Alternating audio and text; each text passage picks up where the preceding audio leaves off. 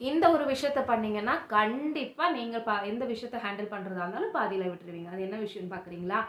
இந்த பிரச்சனையெல்லாம் எனக்கு மட்டும்தான் வருதா அப்படின்ற ஒரு தாட்டு தான். அதாவது நம்ம எந்த வேலையை பண்ணும்போது நம்ம நினைப்போம், எப்பா எவ்வளோ பிரச்சனை, புதுசா டிசைனா வருது, நமக்கு மட்டும்தான் வருது அப்படின்னு யோசிச்சிங்கன்னா கண்டிப்பா நம்ம எந்த காரியத்தையும் முழுசா செய்ய முடியாது, நம்ம பாதியிலே விட்டுடுவோம். ஸோ ஒரு விஷயத்த மட்டும் புரிஞ்சுக்கோங்க, நீங்க மட்டும் இல்லைங்க, எந்த வேலையில இருக்கிறவங்க, எந்த துறையில இருக்கிறவங்களா இருந்தாலும் சரி, எங்க இருக்கிறவங்களா சரி, வீட்டு வேலை செய்யறவங்களா இருந்தாலும் சரி, வீட்டில் இருக்கிறவங்களா சரி, வெளியில போறவங்களா இருந்தாலும் சரி, எல்லாருக்குமே அவங்கவுங்க வாழ்க்கையில நிறைய நிறைய பிரச்சனைகள் வந்துட்டு தான் இருக்கு.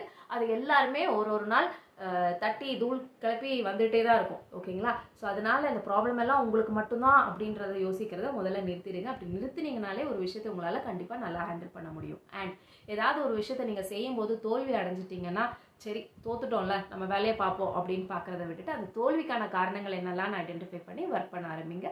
ஸோ கண்டிப்பாக எந்த விஷயத்தையும் நீங்கள் பாதியில்